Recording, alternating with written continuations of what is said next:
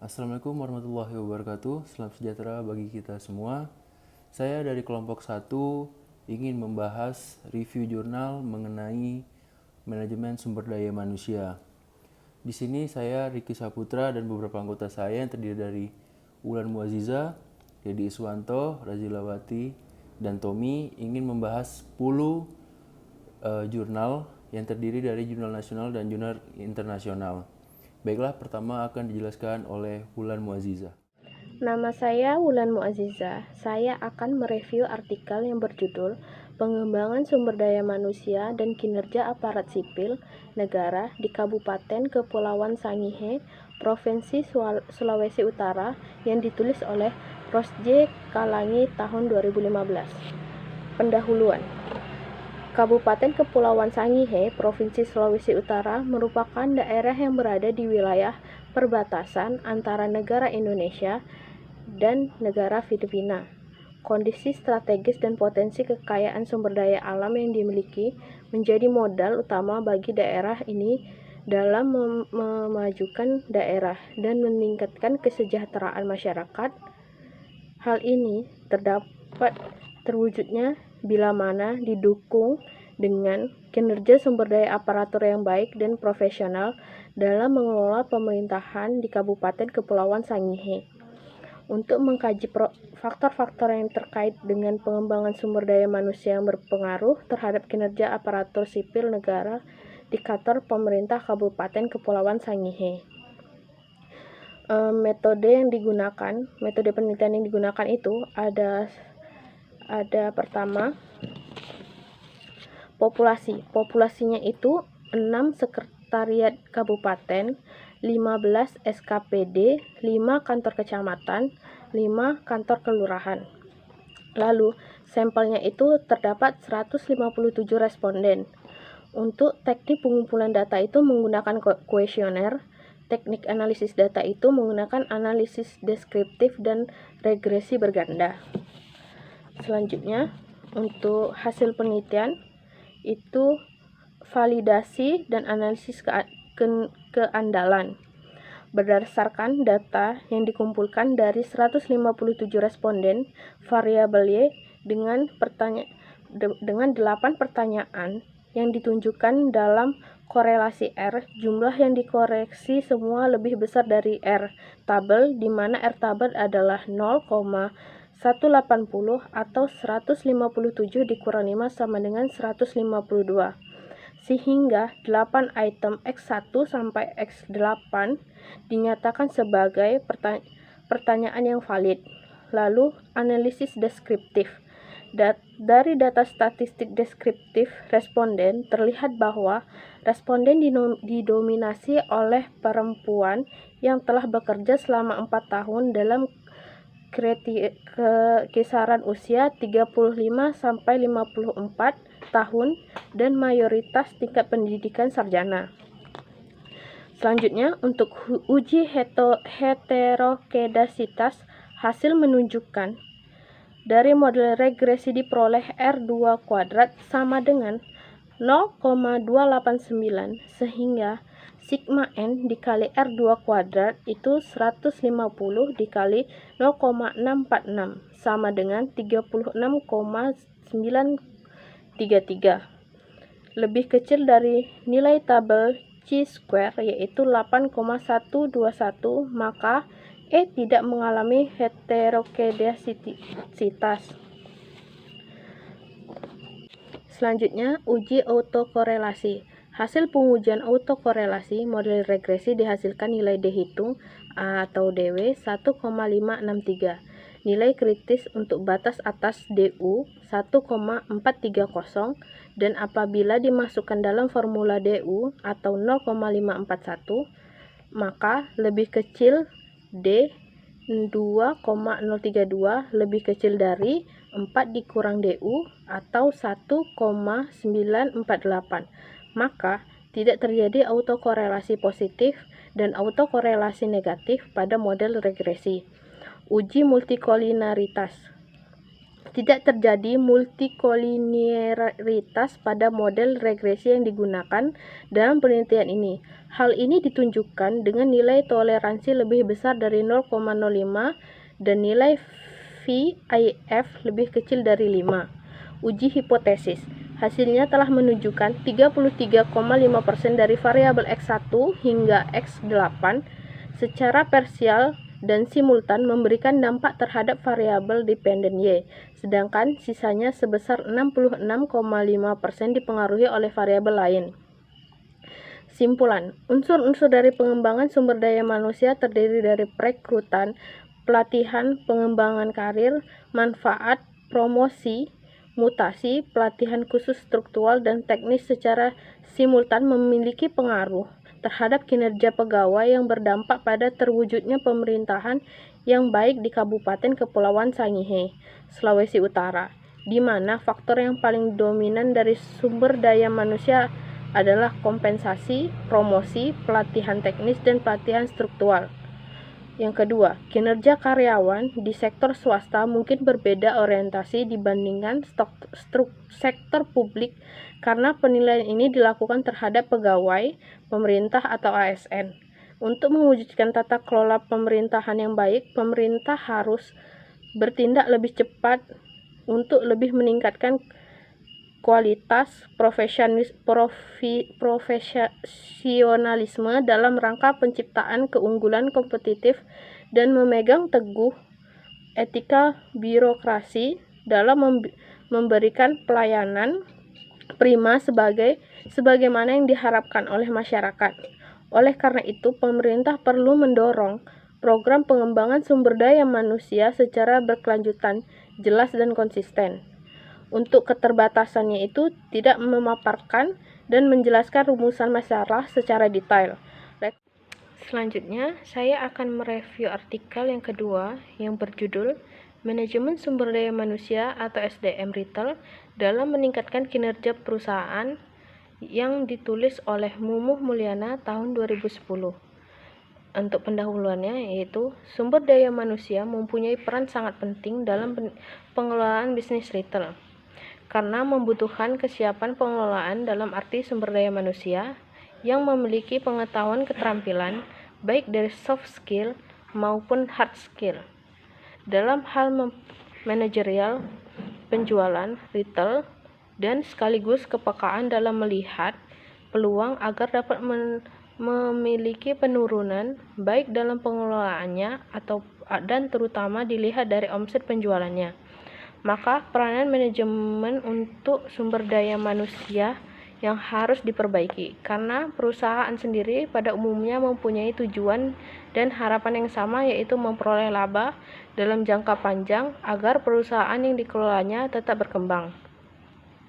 Untuk metode yang digunakan dalam penelitian ini yaitu menggunakan metode riset eksploratoris di mana peneliti memiliki tujuan untuk memberikan wawasan dan pemahaman tentang tema yang diteliti. Lalu, untuk hasil penelitian yaitu bisnis retail membutuhkan sumber daya manusia yang handal. Retail sebagai unit bisnis tentunya tidak akan terlepas dari kebutuhan akan sumber daya manusia. Sumber daya manusia di dalam retail berbagai posisi karir yang bisa kita temukan dalam sebuah bisnis retail antara lain yaitu pemilik retail, pengelola retail, pramuniaga, kasir, kepala gudang, dan sebagainya. Yang kedua, manajemen sumber daya manusia sangat penting bagi retail untuk berfokus pada masalah strategi dalam struktur organisasi. Yang ketiga, permasalahan strategi dalam pengelolaan sumber daya manusia retail, manajemen sumber daya manusia atau karyawan pada umumnya memiliki tantangan yang berbeda karena nilai-nilai kerja, sistem ekonomi, dan peraturan yang berbeda. Yang keempat, struktur organisasi. Struktur organisasi harus mampu mengidentifikasi aktivitas yang dilakukan karyawan dalam menentukan garis otoritas dan tanggung jawab dalam perusahaan. Struktur organisasi dimulai dengan cara menentukan dahulu semua tugas yang ada. Setelah diidentifikasi, dikelompokkan, dalam bentuk bidang kerja dan ditentukan pula hubungan timbal baliknya. Selanjutnya, untuk kesimpulannya atau simpulan. Yang pertama, kompetensi karyawan retail antara lain 1. Memiliki keterampilan analisis, memiliki kreativitas, mampu mengambil keputusan yang cepat dan tepat, fleksibel, inisiatif, leadership, mampu mengkoordinasikan pekerja dan menentukan prioritas. Berani mengambil resiko dengan pertimbangan, analisis yang akurat dan bertanggung jawab, toleransi terhadap stres. Yang kedua, tahapan pengelolaan sumber daya manusia meliputi rekrutmen, orientasi, pelatihan pemberdayaan, dan continue improvement. Yang ketiga, 3 metode motivasi karyawan yaitu kebijakan tertulis dan pengawasan karyawan, insentif dan budaya organisasi. Untuk keterbatasan penelitian, di sini tidak adanya kerangka pemikiran. Untuk rekomendasi, sebaiknya ditambah. Assalamualaikum warahmatullahi wabarakatuh. Di sini saya akan menjelaskan artikel tentang manajemen sumber daya manusia untuk mencapai pendidikan yang berkualitas di sekolah dasar. Rokimaniah 2017. Yang pertama itu pendahuluan. Sekolah merupakan suatu lembaga pendidikan formal yang menyelenggarakan kegiatan proses belajar mengajar sebagai upaya untuk tercapainya tujuan pendidikan. Penanggung jawab dalam proses belajar mengajar yang dilakukan di sekolah ditentukan pula bagaimana akhlak dan kinerja guru. Salah satu yang dilakukan Sekolah Dasar Negeri 1 Kutosari Kebumen dalam mempertahankan prestasi sekolahnya adalah dengan melakukan manajemen sumber daya manusia dengan baik, khususnya pengelolaan pendidik dan tenaga pendidikan. Oleh karena itu, pentingnya peran manusia dalam kompetisi baik jangka pendek ataupun jangka panjang. Dalam agenda bisnis, suatu organisasi harus memiliki nilai lebih dibandingkan dengan organisasi lainnya. Manajemen sumber daya manusia atau MSDM yang dilaksanakan dengan baik akan memberikan kontribusi cukup besar dalam usaha mencapai sasaran organisasi atau perusahaan. Selanjutnya, metodologi penelitian. Jenis penelitian dalam penelitian ini adalah penelitian lapangan, yaitu pengumpulan data yang dilakukan secara langsung di lokasi penelitian. Penelitian ini menggunakan pendekatan deskriptif kualitatif. Penelitian deskriptif kualitatif ini bertujuan untuk memperoleh informasi mengenai keadaan yang ada. Penelitian ini dilaksanakan di SD Negeri 1 Kutosari Kebumen, Kabupaten Kebumen, Jawa Tengah. Selanjutnya adalah hasil penelitian dan pembahasan. Hasil penelitian dari Sekolah Dasar Negeri 1 Kutosari Kebumen untuk mencapai pendidikan yang berkualitas.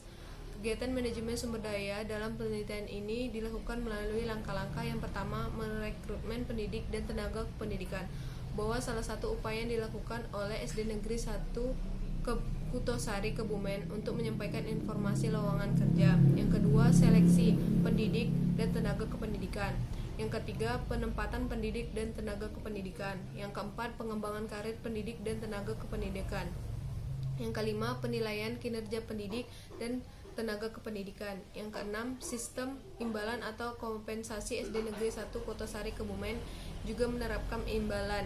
Di SD ini diberikan setiap bulan yang sama. Yang ketujuh adalah pemeliharaan hubungan baik. Yang kedelapan adalah pemutusan hubungan kerja dan pendidik dan tenaga kependidikan. Kesimpulannya adalah manajemen sumber daya manusia di SD Negeri 1 Kutosari Kebumen. Yang pertama adalah perencanaan sumber daya manusia di SD Negeri 1 Kutosari Kebumen didasarkan pada situasi dan kondisi real di sekolah. Yang kedua, analisis jabatan dan kebutuhan tenaga kerja sudah dilakukan melalui persiapan, pengumpulan data dan klarifikasi data. Yang ketiga, kegiatan rekrutmen tenaga kerja di sekolah ini sama halnya seperti rekrutmen di perusahaan. Yang keempat, seleksi tenaga pendidik dan kependidikan, yaitu dengan cara lamaran yang sudah masuk dipilih kembali sesuai jurusannya. Dalam hal ini diutamakan yang lulusan PGSD. Setelah itu dilakukan tes wawancara. Yang kelima, penempatan pendidik dan tenaga kependidikan didasarkan pada kemampuan personal, pengalaman kerja, dan formasi. Yang keenam, pengembangan pendidik dan tenaga kependidikan dilakukan melalui kegiatan KKG, kelompok kerja guru, pembimbingan teknis, workshop, dan studi lanjut. Yang ketujuh, penilaian kinerja dilakukan secara tertulis melalui supervisi kelas dan tidak tertulis melalui observasi. Yang kedelapan, ada sistem imbalan bagi GTT dan pegawai non-PNS diberikan pada setiap bulan. Yang kesembilan, itu pemeliharaan hubungan pendidik dan tenaga kependidikan dengan dilakukan secara internal dan eksternal dengan mitra sekolah dan masyarakat. Yang kesepuluh, pemutusan hubungan kerja dan pendidik dan tenaga kependidikan di sekolah ini dilakukan dengan dua model, yakni pemutusan hubungan kerja atas kehendak sendiri, meninggal, dan pemutusan hubungan kerja karena pensiun bagi yang PNS. Selanjutnya adalah keterbatasan penelitian rekomendasi. Keterbatasan penelitian yang ada di artikel ini adalah tidak ada kerangka pemikiran. Rekomendasinya adalah sebaiknya terdapat kerangka pemikiran. Selanjutnya adalah analisis kinerja aparatur dalam pembinaan anak jalanan di Dinas Sosial Kota Samarinda, Provinsi Kalimantan Timur. Arimbi Yunizar Dian Sekarini, Desember 2018. Yang pertama itu adalah pendahuluan. Permasalahan sosial yang muncul di Indonesia saat ini memang semakin bervariasi dan sangat kompleks. Salah satunya adalah permasalahan penyandang masalah kesejahteraan sosial, PMKS. Hal inilah yang diduga menjadi salah satu pemicu banyaknya penyandang masalah kesejahteraan sosial, PMKS, khususnya anak jalanan di Kota Samarinda. Pada 2 Agustus 2016, bahwa jumlah anak jalanan di Kota Samarinda terus bertambah. Berdasarkan data Komisi Perlindungan Anak Indonesia, daerah KPAID Kota Samarinda tercatat ada 200 orang pada bulan Juli 2016. Anak jalanan merupakan salah satu masalah kesejahteraan sosial yang membutuhkan perhatian secara khusus. Anak jalanan dianggap sangat dekat dengan hal-hal negatif seperti miras, narkoba, seks bebas maupun penyalahgunaan narkotika, psikotropika dan zat adiktif lainnya. Yang selanjutnya adalah metodologi penelitian. Metode yang dilakukan oleh peneliti adalah metode penelitian kualitatif deskriptif dengan pendekatan induktif. Penelitian kualitatif merupakan penelitian yang mendeskripsikan keadaan yang sebenarnya pada saat penelitian dan dilakukan dengan mengumpulkan data lalu menafsirkannya ke dalam analisis dan perumusan terhadap masalah yang ditemukan di lapangan nantinya. Selanjutnya adalah hasil penelitian dan pembahasan. Latar belakang pendidikan sosial terkait pembinaan anak jalanan dibutuhkan sebagai dasar dalam membina atau memperlakukan para anak jalanan yang terjaring razia. Aparatur Dinas Sosial Kota Samarinda dalam melaksanakan pembinaan terhadap anak jalanan belum memiliki standar dalam mutu pembinaan, sehingga aparatur dalam melakukan pembinaan anak jalanan belum memiliki pandangan sejauh mana capaian kinerja yang ingin dicapai.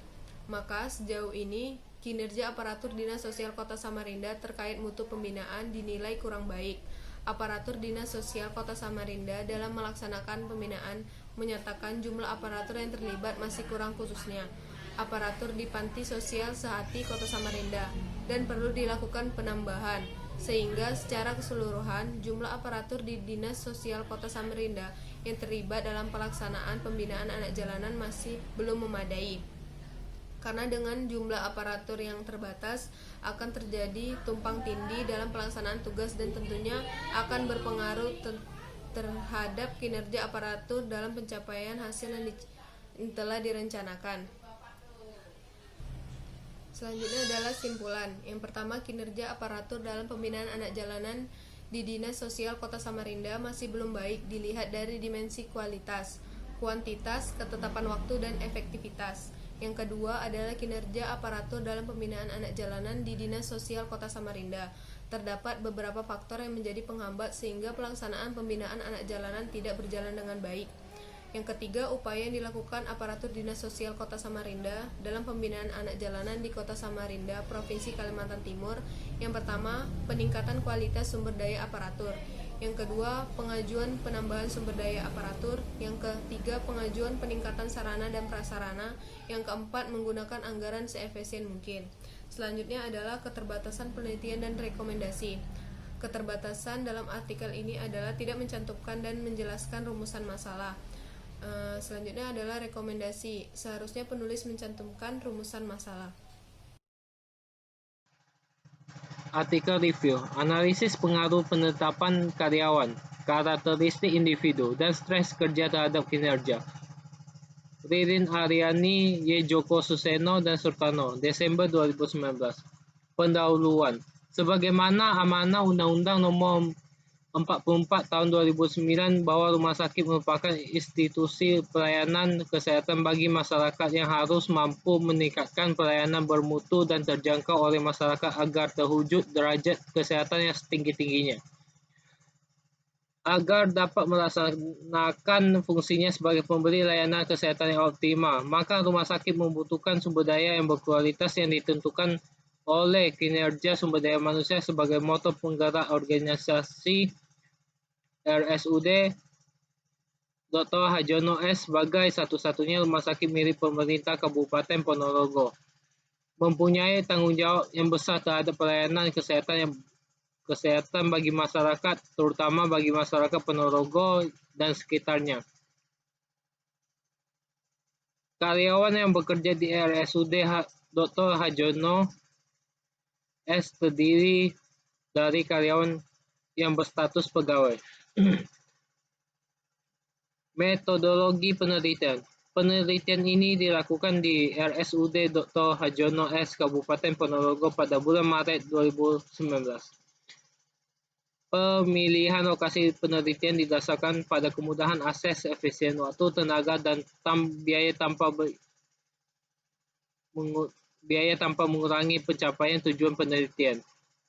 Populasi dalam penelitian ini adalah karyawan non-PNS RSUD Dr. Harjono S. Kabupaten Ponorogo sejumlah 268 orang. Sampel dalam penelitian ini adalah 30% dari total populasi, yaitu sejumlah 80 orang. Teknik pengambilan sampel dalam penelitian ini adalah simple random sampling. Pengumpulan data dilakukan oleh peneliti dengan melakukan wawancara langsung dengan responden menggunakan kuesioner. Hasil penelitian dan pembahasan. Yang pertama, pengaruh penetapan karyawan terhadap kinerja karyawan non-PNS RSUD Dr. Harjono Kabupaten Ponorogo. Hasil perhitungan regresi linear berganda menggunakan uji T pada tabel 3 menunjukkan bahwa penetapan karyawan berpengaruh signifikan terhadap kinerja, di mana nilai T hitung pengaruh penetapan karyawan terhadap kinerja adalah sebesar 2,345 dan besarnya P value dalam kurung sin adalah 0,02 lebih kecil 0,05. 2. Pengaruh karakteristik individu terhadap kinerja karyawan non-PNS RSUD Dr. Harjono S. Kabupaten Ponorogo. Hasil perhitungan regresi linear berganda menggunakan uji T pada tabel 3 menunjukkan bahwa karakteristik individu berpengaruh signifikan terhadap kinerja. Hal ini terlihat dari nilai T hitung pengaruh karakteristik individu terhadap kinerja adalah sebesar 2,977 dan besarnya P value dalam kurung sin adalah 0,04 lebih kecil dari 0,05. 3. Pengaruh stres kerja terhadap kinerja karyawan non-PNS RSUD Dr. Harjono S. Kabupaten Ponorogo. Hasil perhitungan regresi linear berganda menggunakan uji T pada tabel 3 menunjukkan bahwa pengaruh stres kerja terhadap kinerja secara statistik tidak signifikan. Hal ini terlihat dari nilai T hitung pengaruh dalam stres kerja terhadap kinerja adalah sebesar 1,811 dan besarnya P value dalam kurung C adalah 0,07 lebih besar dari 0,05. Kesimpulan penetapan karyawan di RSUD Dr. Harjono Kabupaten Ponorogo berpengaruh positif dan signifikan terhadap kinerja karyawan non-PNS RSUD Dr. Harjono S. Berarti penetapan karyawan yang semakin baik akan berpengaruh kinerja karyawan non-PNS RSUD Dr. Harjono S. semakin baik pula. Demikian juga karakteristik individu, di mana semakin baik karakteristik individu maka semakin baik kinerja karyawan non-PNS RSUD Dr. Harjono. Adapun stres kerja secara statistik tidak berpengaruh signifikan terhadap kinerja karyawan non-PNS RSUD Dr. Harjono S. Keterbatasan penelitian dan rekomendasi tidak mencantumkan dan menjelaskan tinjauan pusaka. Seharusnya penulis mencantumkan tinjauan pusaka. Article review the effect of commitment, competence, work specification on motivation, and performance of employees and integrate service office of S-Java. Murgianto, Siti Surasmi, and Surhemin, 2016. Introduction. Based on public organization sector, particularly organization both central and local government, as well as government companies and other public sector organization to improve their performance management system. Organization push for performance to best management. The focus performance to best management is performance measurement of public sector organization oriented measurement. Research Mahmudin 2013, where in Indonesia the implementation of MPM is enhancement of Minister of Administration of Civil Servant and Bureaucracy Reform (MEPAN).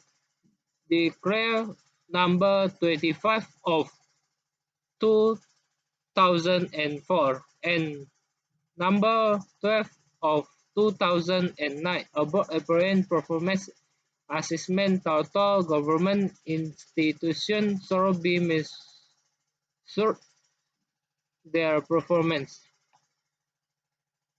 Research methods. This study is a predicate test. They will test the hypothesis. Therefore, the approach used in this study positive quantitative. Where this type of research and confirmatory study describe the relationship between the variable hypothesis testing. Data analysis technique. In this study, using SIM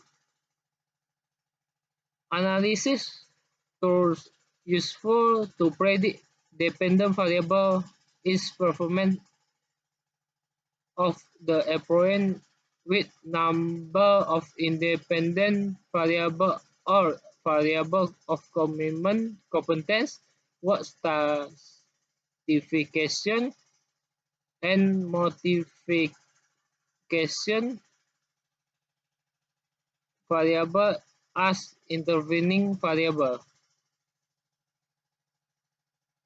While reliability is an index which indicates the extent to which reliable measuring instrument which mean that measuring instrument used if it used more than once, the result remain consistent. Result and discussion. The result modification model using theoretical guidelines and modification index is presented in figure 7 below. Figure 7 below modification model. Tabel kedua ini adalah modification model. Tabel 2 value of goodness of fit and cut of value of modification model. Limitation of the study. Survey in study is only carried out of 7 helpers working area of East Java Governor that Madiun, Kendiri, Surabaya, Bojonegoro, Pamekasan, Malang, and Jember. The study also does not distinguish analysis of age variable-based research working group and existing position. Employees who have a high class office of employment that is long, has different motivation and performance with employees who have a group of office staff or new tenure, and also the cost and time contrast. Suggestion for future research. For the next research who will conduct similar research is expanded to expand to research not only uh, the Integrated Service Office of Province of Java, but in the office Integrated Service in different province. Future research recommended to us quantitative and qualitative approach to uncover to behavior employees at Integrated Service Office. Keterbatasan penelitian dan rekomendasi tidak mencantumkan dan menjelaskan kesimpulan. Yang kedua, seharusnya penulis mencantumkan kesimpulan. Baiklah, saya Didi Iswanto akan menjelaskan review artikel, yaitu pengaruh perencanaan karir dan keterlibatan kerja Dinas Kebudayaan dan Pariwisata UPTD Taman Budaya Provinsi Sulawesi Utara, Regina Mahamid 1, Gracia M12, Genita G. Lumintang 3, 2016. Pendahuluan, Dinas Budaya dan Pariwisata UPTD Taman Budaya Sulawesi Utara yang bergerak di bidang pelayanan pada masyarakat di bidang kesenian menjadi sorotan mengenai produktivitas kerja dalam organisasi dan kualitas pelayanan yang diberikan. Karena itu peningkatan produktivitas dan hasil produktivitas kerja menjadi sangat penting. Sebuah organisasi akan dapat bertahan dan akan dapat berkembang apabila mampu berorientasi secara efektif dan efisien. Metode penelitian, jenis penelitian di sini yaitu asosiatif, di mana penelitian asosiatif itu mencari pola hubungan antara pengaruh antar variabel pada suatu objek dengan tujuan mengetahui adanya pengaruh antar variabel dependen dan variabel independen. Hasil penelitian dan pembahasan, perencanaan karir dan keterlibatan kerja, produktivitas kerja. Di sini karyawan perlu melakukan perencanaan karir secara terlibat langsung dan ikut serta setiap kerja dan kegiatan di dalam instansi tersebut. Dengan kata lain, karyawan terlibat langsung dalam pekerjaan mereka untuk meningkatkan produktivitas kerja bagi instansi. Perencanaan karir terhadap produktivitas kerja. Dapat kita lihat bahwa X1 perencanaan karir tidak berpengaruh signifikan. Hal tersebut dapat dijelaskan bahwa karyawan pada Dinas Kebudayaan dan Pariwisata UPTD Taman Budaya Provinsi Sulawesi Utara sudah memiliki perencanaan karir yang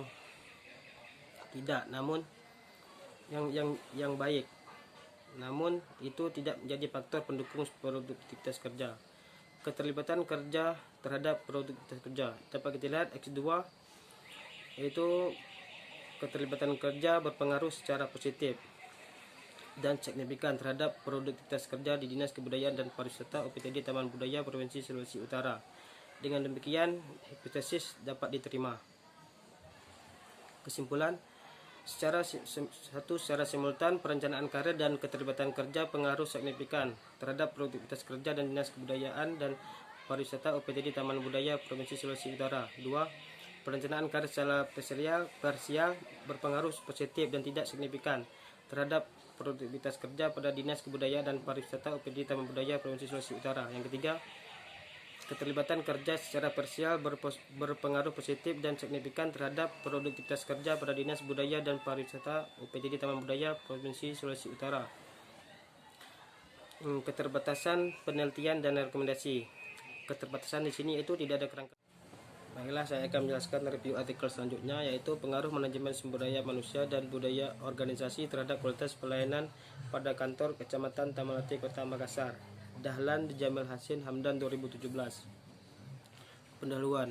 Upaya untuk meningkatkan kualitas layanan kantor Kecamatan Tamalate dihadapkan pada kualitas sumber daya manusia yang memadai dan budaya organisasi yang selalu berorientasi pada jasa layanan yang berkualitas sebagai usaha untuk memiliki kebutuhan dan harapan masyarakat.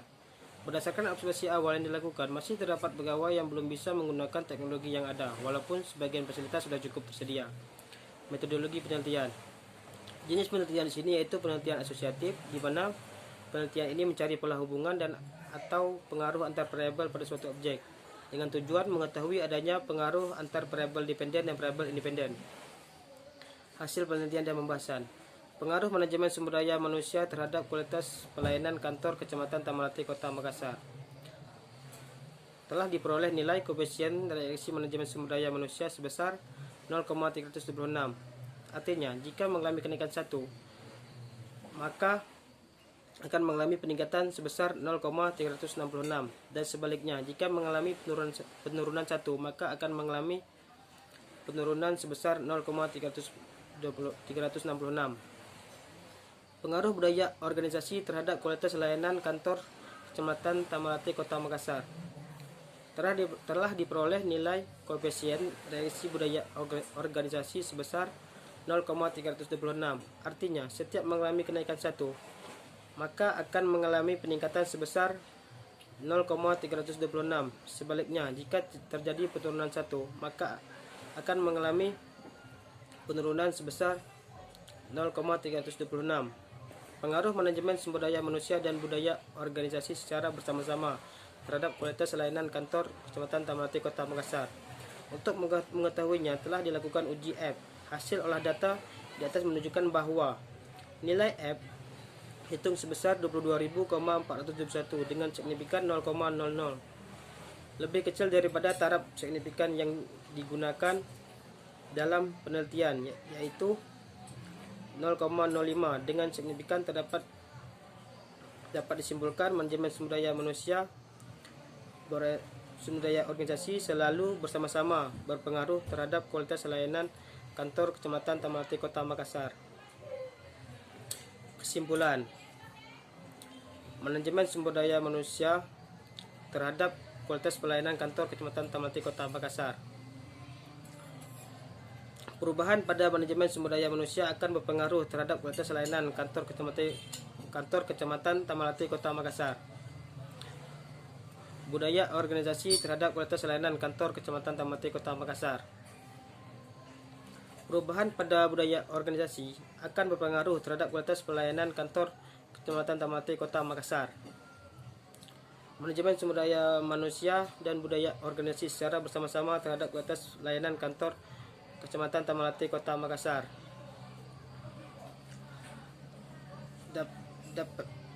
Manajemen sumber daya manusia dan budaya organisasi bersama-sama berpengaruh terhadap kualitas layanan kantor Kecamatan Tamalate Kota Makassar. Keterbatasan penelitian dan rekomendasi. Keterbatasan di sini itu tidak dicantumkan penjelasan rumusan masalah.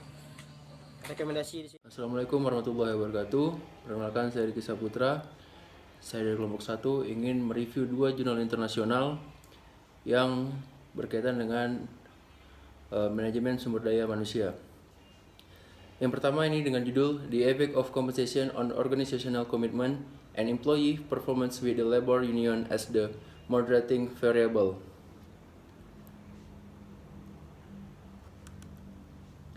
Di pendahuluan, in the 21st century, competition in information technology forced companies to increase their effectiveness and competitiveness and to attain optimal productivity of their resource is not by no at all. Number 1, performance management has to be able to link employees' activities with the organization target. Porter et al. Number 2, mentioned that performance is closely related to the compensation system while Swanto. Point 3. Point of the compensation variance is affecting employees' performance, Ivan Vivek and Hon. Number 4. Mention that compensation has to be able to create employees' satisfaction so that it brings positive implication on performance. Compensation policy has to be consistent with the overall organization strategy. Number 5. Moreover, Martins and Jackson's and the last suggests that one of the main purpose of compensation arrangement is to minimize labor union influence so that the employees will concentrate on their job. Metode penelitian. The population involved this research were all of full-time employees of PT Telkomsel Indonesia Tbk in the region of Bali and Nusa Tenggara.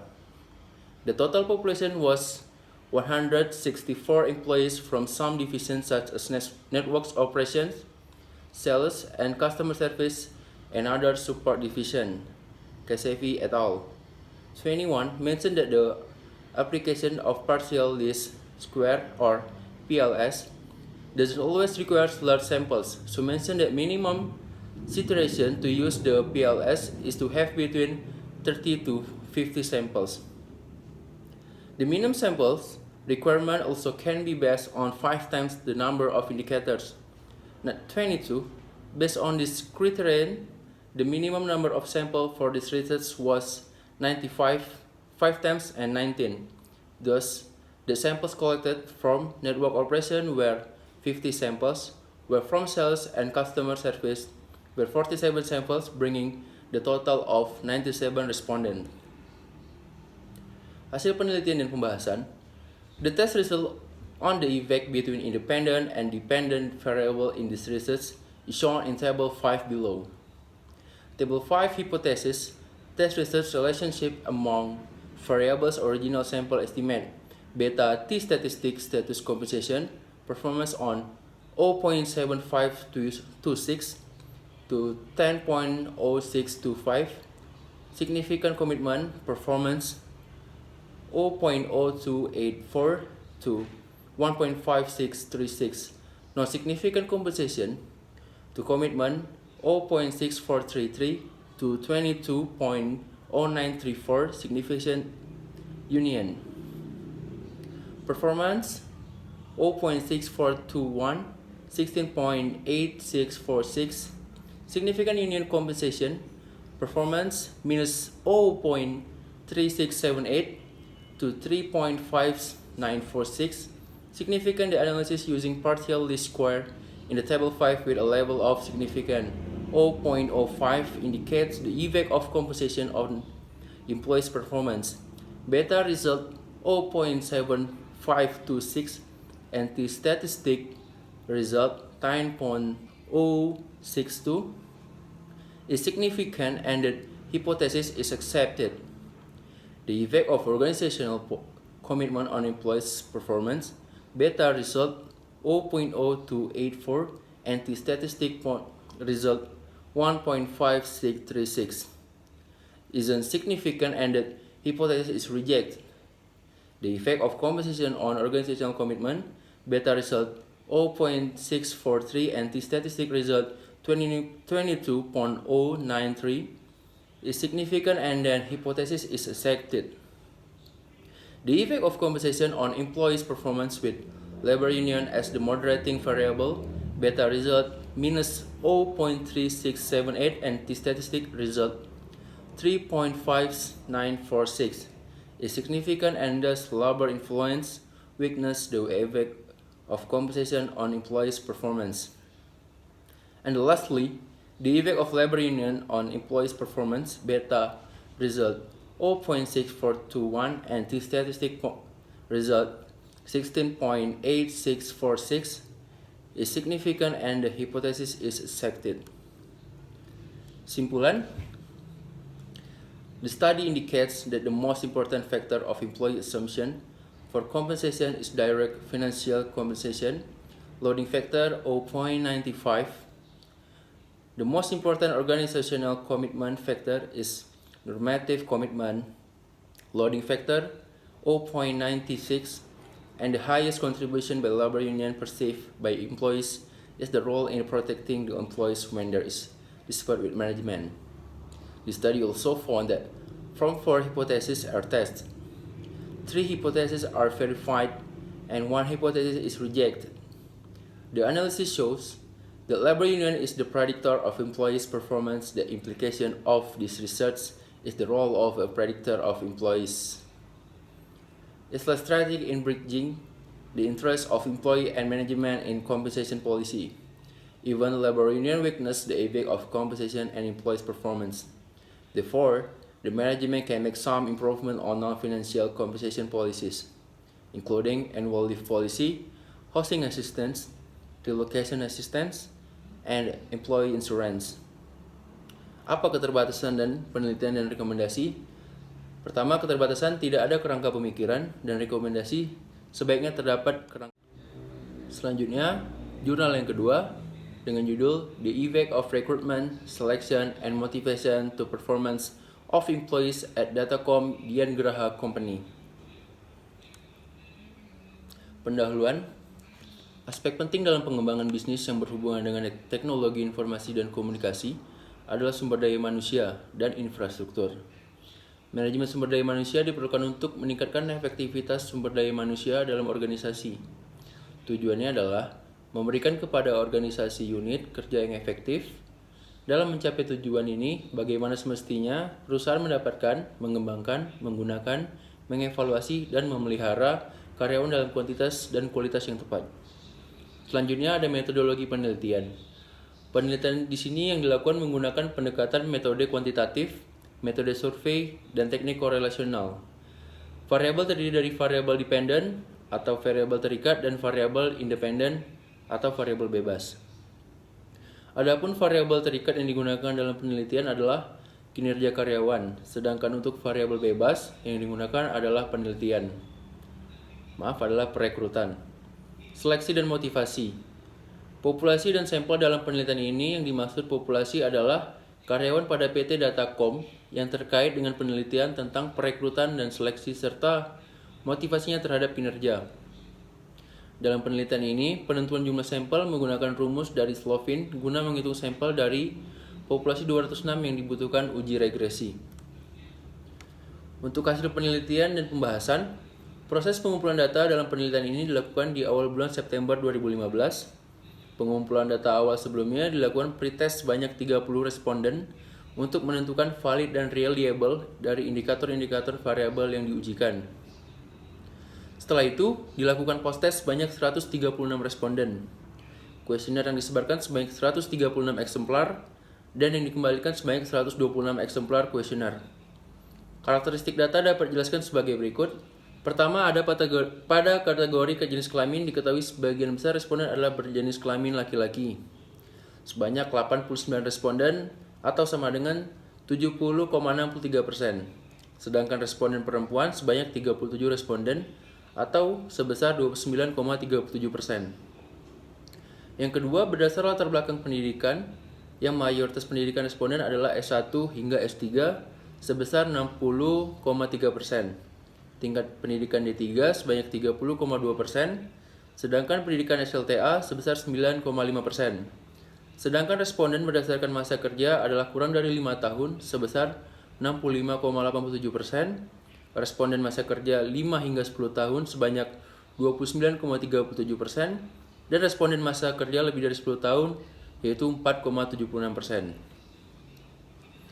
Kesimpulannya, berdasarkan hasil pengolahan data, analisis terhadap keseluruhan data yang diteliti, kesimpulan yang dapat diperoleh adalah: pertama, hasil regresi linear penelitian terdapat pengaruh langsung antara perekrutan terhadap kinerja karyawan di PT Datacom Dian Graha Jakarta. Pengaruh koefisien variabel perekrutan adalah sebanyak 0,175, yang artinya jika variabel independen lain nilainya tetap dan nilai dari kinerja mengalami kenaikan satu satuan, maka nilai dari perekrutan akan mengalami kenaikan sebesar 0,175 dan sebaliknya. Yang kedua, terdapat pengaruh langsung antara seleksi terhadap kinerja karyawan di PT Datacom Dian Graha.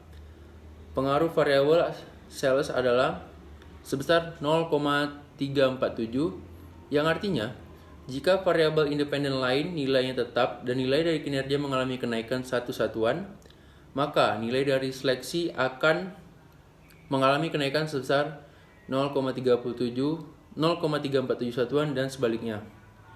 Yang ketiga, hal yang sama juga terdapat pengaruh langsung antara motivasi terhadap kinerja karyawan di PT Datacom dan Geraha Jakarta. Pengaruh koefisiensi variabel motivasi adalah sebesar 0,295, yang artinya jika variabel independen lainnya nilainya tetap dan nilai dari kinerja mengalami kenaikan satu satuan, maka nilai dari motivasi akan mengalami kenaikan sebesar 0,295 satuan dan sebaliknya. Keterbatasan penelitian dan rekomendasi. Pertama, tidak mencantumkan dan menjelaskan rumusan masalah. Yang kedua, rekomendasinya seharusnya penulis mencantumkan rumusan masalah. Terima kasih atas perhatiannya. Wabillahi taufiq wal hidayah. Salam.